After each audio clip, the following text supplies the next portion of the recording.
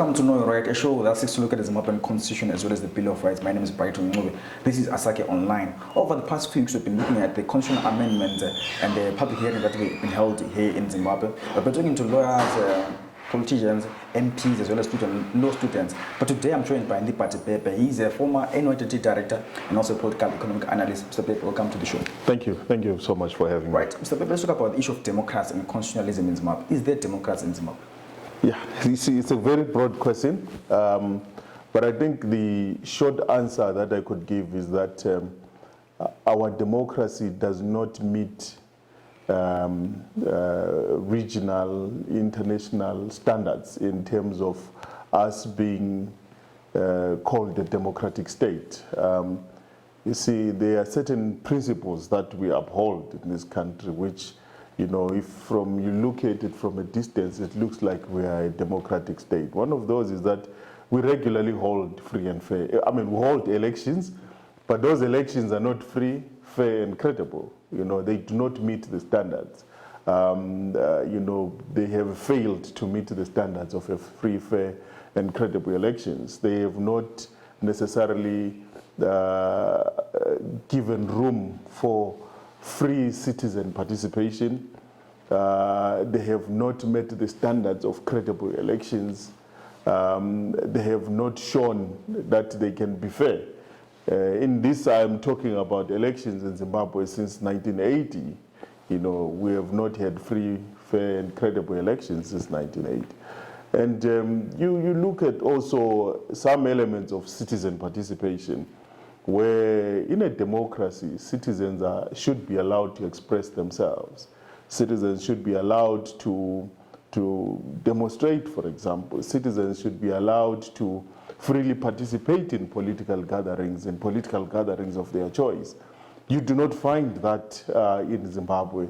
We have a pretense that we allow the political opposition to exist, but you know that that political opposition has experienced the heavy hand of the state in terms of its operations. So I do not think that we meet the standards of a democratic state.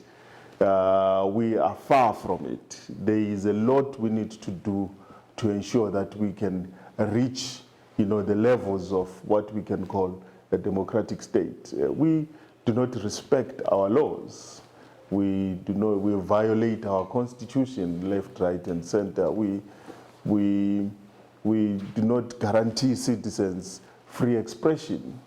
You know, in Zimbabwe, you can express yourself, but there is no freedom after expression. You know, you can participate in a public gathering, but there is no freedom that after participating you are safe. You know, the state has used institutions of the state, like your CIO, your police, you know, to suppress citizen freedoms. So that is the challenge we have. And there are many other challenges that make us, you know, fail to meet the standard of a democratic state. Speaking of elections, people have a right to vote in Zimbabwe.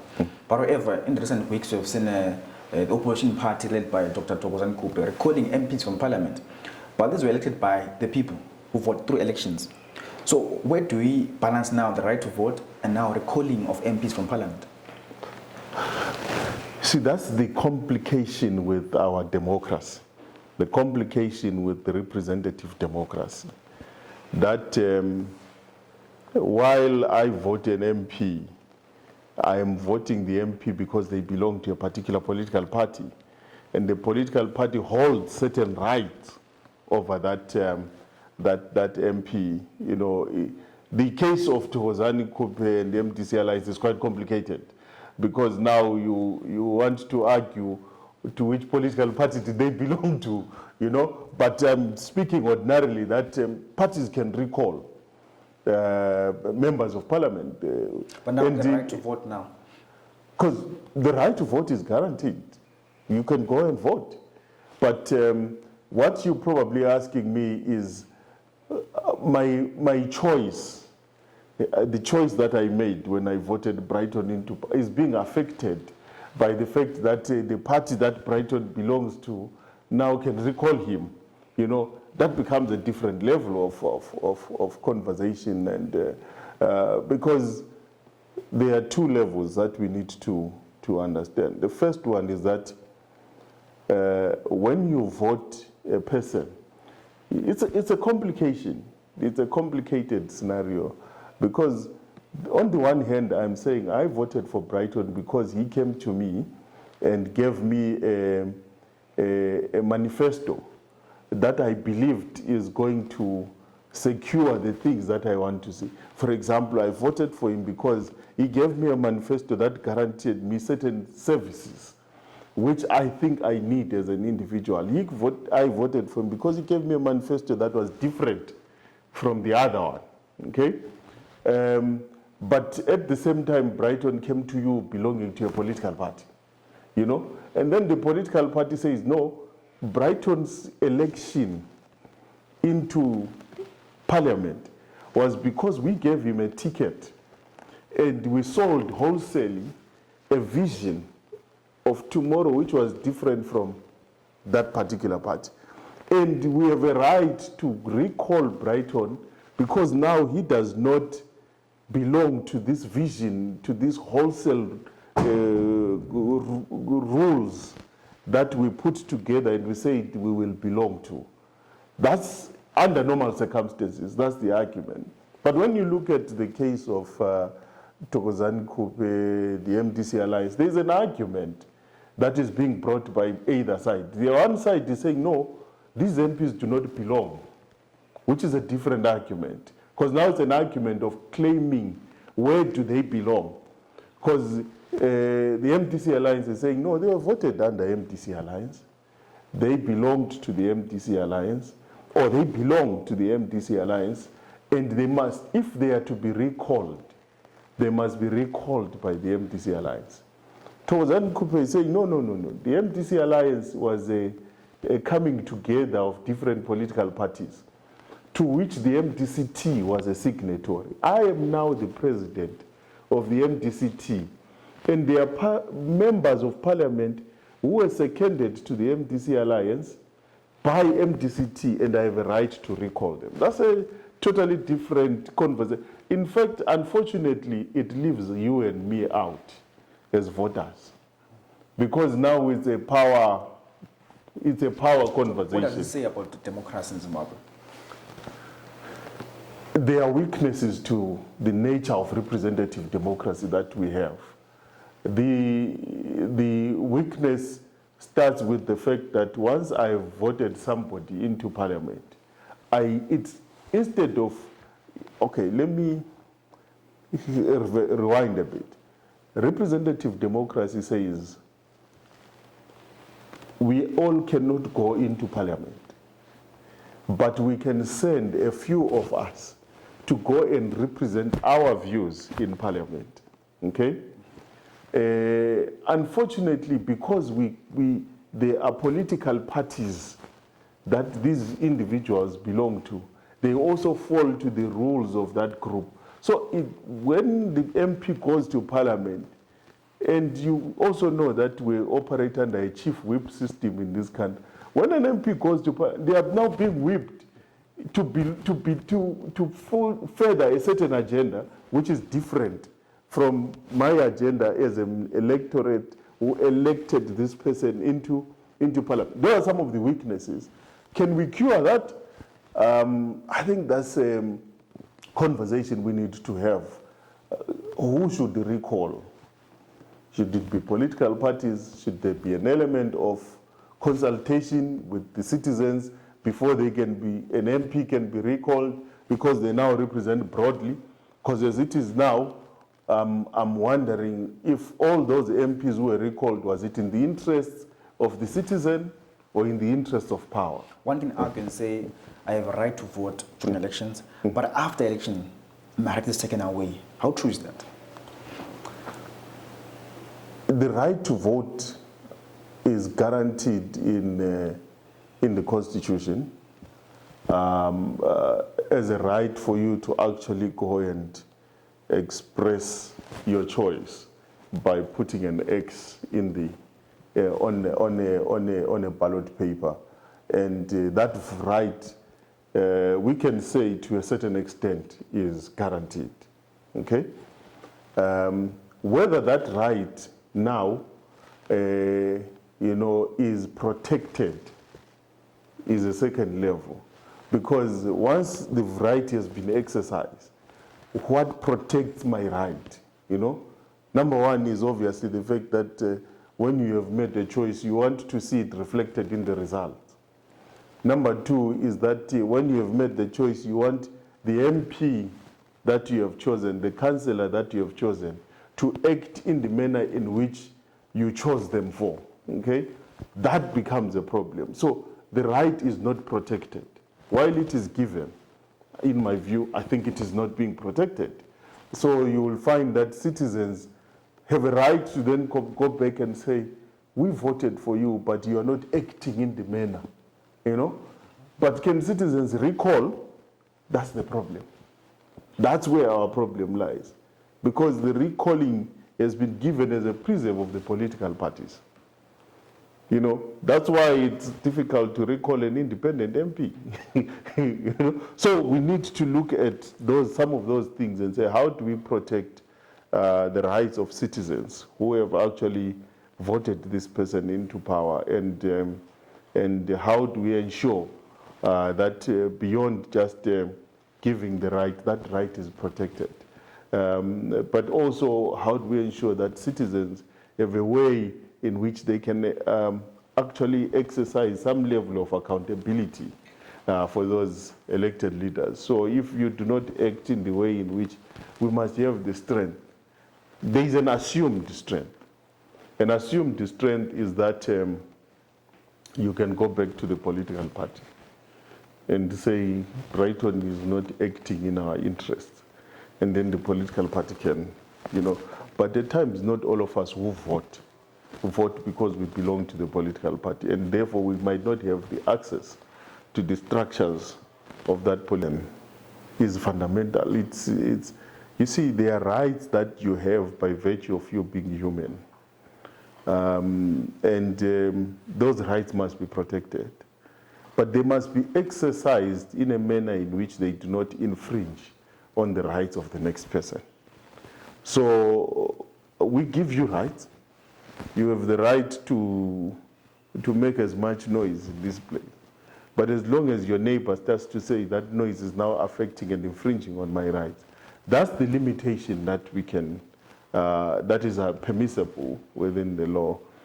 You are talking of freedom of expression, and you know that there is a new bill or an act now, because I think the president a few days ago affixed his signature to the Freedom of Information bill, to which it now says journalists, private citizens, and ordinary citizens, whether residing in Zimbabwe or outside, can now request information from state institutions. It allows citizens now a provision that was there in IPA, but not guaranteed. But the progress we have made now is that there is a bit of guaranteeing of that, of the right to access information from state institutions. Though it has limitations, it has its own limitations in terms of how do we access information from private institutions, for example, that are not necessarily given as a guarantee that you can access information from private. And also there is a limitations in terms of what kind of information you can get. I know that that bill limits in terms of you accessing information on government borrowing, for example. There is no guaranteed right. But there is a great movement towards allowing citizens access to information, which to me is a huge positive from where we're coming from. Now, as a journalist, you can walk into a government department and request information, and that information helps you to hold the government accountable. It helps you to give information to the public in terms of what is happening, In the past, government officials used to hide and say, no, this is protected information. Someone can argue and say, we have these good documents, these rich documents, but they're not implemented. One can, I also spoke to Professor Ncube last time. He said to me, the constitution of Zimbabwe is rich, but there's no constitutionalism. What guarantee is there that you're going to give him these documents if you walk into a government office? At least in the Act itself, there is a provision that I think says that once Brighton requests for information, there is a time period to which that information must be given. I think it says 21 days. If the person who is supposed to give Brighton information does not give him within, they must give reasonable explanation, a justifiable explanation why they can't give that information. Obviously, that creates a weakness, but there is a time frame. You know, that's a positive. In the past, you could write to a department and they just sit on your information. But now there is a time frame. But I'm not saying that we have reached a level where we're now a constitutional democracy. We are not. But I'm saying there is now a window. Now you can even approach the courts and say, I need this information. I have requested it. The time period has lapsed. According to this law, okay, I'm supposed to get this information, which is where we were not in the past. So there's that movement. But you are right. We have good documents that we don't implement. In fact, you know, this is why we are having this whole argument in this country around should we be amending the Constitution or implementing what is in the Constitution. You know, government is talking of amendment number 2. You know, the Japanese Constitution, I think, has not been amended in over 100 years. Ours is born in 2013. It has already been amended sometime in 2017, 2018. It is now being amended again in 2020. In 100 years, we will be clamoring for a new constitution. But in your own view, do you think this is the right time for us to amend the constitution before aligning the laws? No, the constitution cannot. What, you see, we need to first implement the constitution. Then we know the weaknesses of the constitution. Then we can be talking. Now we are amending before implementation. So we don't know what is the problem. Except politicians who have seen problematic clauses in the constitution which have nothing to do with me, you and me, but have everything to do with power consolidation. You see, when you look at certain of those amendments, number one, the running mate clause. It has nothing to do with you and me, because you and me have not seen the problem with the running mate clause. In fact, the government is giving through the office of the Attorney General, they are saying no. We think that you know, if there is a running mate, they will think that they have more power than the president. You know, we have not seen that. We have not experienced it. You know, you're looking at the issue around what I have called the Malaba sunset clause, extending the term of office of judges. You know, to me, it's a power consolidation clause. It is looking at some of the judges that the state thinks must continue serving because they serve its interests, and that their term of office must be amended, must be extended, sorry. You know, you look at some of these clauses that they want to put, you know, the youth quota, for example, a tokenistic clause that wants to run away from implementing the Constitution. The women's quota is a tokenistic clause that wants to run away. The Constitution is clear.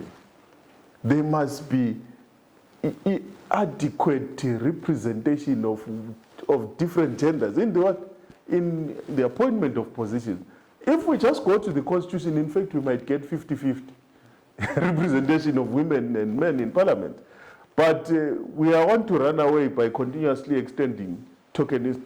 There is no reasonable clause, you know, except I think one or two, which to me do not need to have the Constitution amended, but to have an act of parliament, when we talk of, the issue of the delimitation, for example, those are some of the things that do not necessarily need us to amend the constitution, but, to look at what the issue of the public protector. There's going to be the office of the public protector there after this amendment.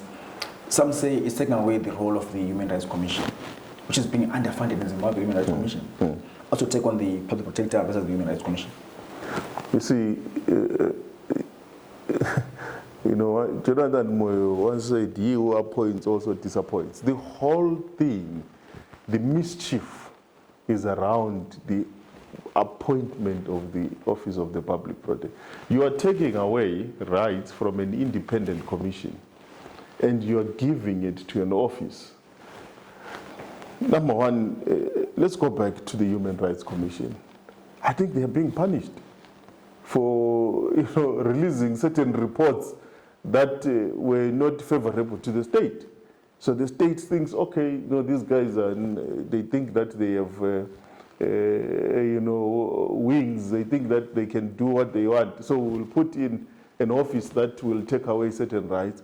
And the whole issue, like you say, has never been about the Human Rights Commission's failures. It has always been how it has been underfunded to implement and to undertake its work. So instead of creating the Office of the Public Protector, which is a good office, okay,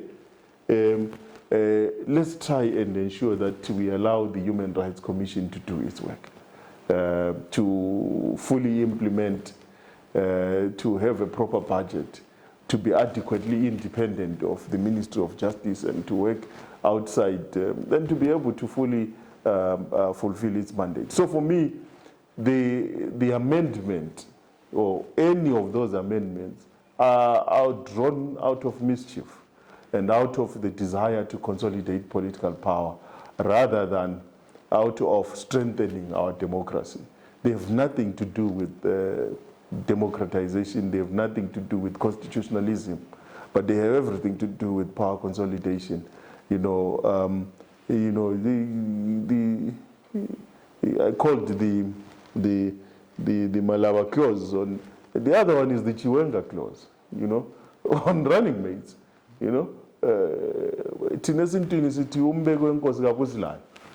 That's the problem that we have in this country, Chiwenga and Mnangagwa tussle is about who placed who, so bazamubuza bonke but gwedlula. So you need to take away certain powers from the other so that you consolidate power as an incumbent.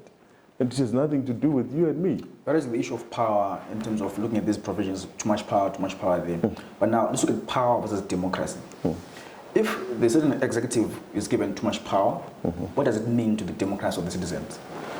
It means that you have taken away from citizens the right to demand accountability. You see, in a democracy, we need independent institutions of the state. If you look at Zimbabwe, for example, it's even represented. You have your parliament there, you have your Supreme Court there, which shows that there must be some level of independence of those institutions. The judiciary must be independent from the executive. The executive must allow, state security apparatus to operate independent of. When you put power around the executive, it means that every other institution, for it to survive, let's go back to, one of the clauses around the appointment of the judges. There is a pretense that the Judicial Services Commission, but how does the Judicial Services Commission come into power, into action? So you are merely consolidating power. Okay, the judges that are going to be appointed to the Supreme Court would have. How did they get to the High Court? How did they? So all those things are about power consolidation. So once power is consolidated in the executive, all the other institutions of the state become subservient to the interests of the executive.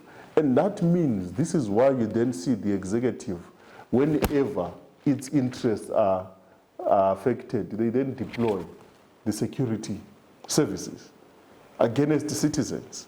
Whenever its interests are threatened, they get the judiciary to act. One of the most unreasonable judgments was when citizens said, we are in the midst of a COVID. How do you do public hearings in the midst of it? And then the judge says, no, it is possible. There are other avenues, of sending your information. But you are taking away my right to actually freely participate. This is when we then say, okay, there is probably judicial capture in this state. And once the judiciary is captured, it will serve the interests of the executive rather than the interest of pursuing a constitutional agenda or ensuring that there is adequate protection of citizen rights. So in 2013, when this constitution was drafted, the COPAC went far and wide across Zimbabwe to consult the citizens of Zimbabwe. But now when we're amending the constitution, we're given 2 hours for these public hearings. People went in batches of 50 for the consultations, batches of 50, 30 minutes per session. Can you say, is it people-driven constitution, it's people-driven consultations? Obviously, the consultations are mischievous. The Parliament knew that it was not going to be possible for citizens to fully participate in these public consultations. They are being done because there are constitutional provisions that mandate Parliament to consult. But they're not being done so that you gather people's views. They are being done to fulfill, Number one, it is known that the police are stopping people from getting into town. And then you put the Bulawayo consultation at Selborne Hotel. You know that no one lives in Selborne Hotel. You know that people will have difficulties to come to Selborne Hotel. You know that those that are being allowed to come to town are Brighton and others that are working. And you put it at 2 o'clock. You know that Brighton needs clearance from his employer to go to Selborne Hotel. But what is the employer's interest in a constitutional amendment?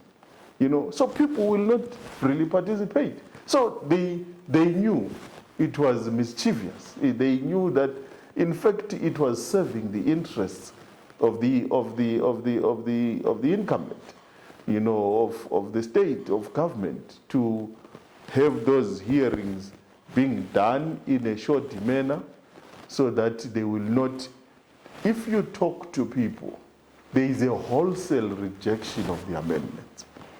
But you will be shocked that Parliament will have a different report because they did not consult the right people, the citizens that were supposed to be consulted. So that to me was done so that it fulfills, so that Parliament can then say, we went out, we consulted, and they write that in a report.